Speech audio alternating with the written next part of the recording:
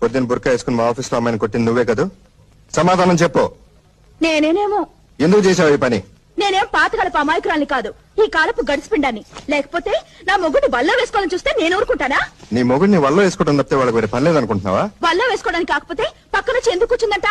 ఇంకా నయం ఏకంగా ఒళ్ళో వచ్చి కూర్చోలేదు. నేనింకా మంచిదాన్ని కాబట్టి, సహృదయాలు కాబట్టి చంపదెబ్బతో సరిపెట్టాను. లేకపోతేనా?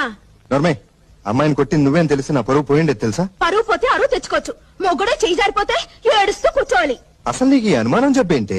ఇదిగో నాకేం జబ్బులు లేవు, పుష్టిగా ఉన్నాను. కావాలంటే డాక్టర్ దగ్గర తీసుకెళ్లి పరీక్షలు చేయించండి.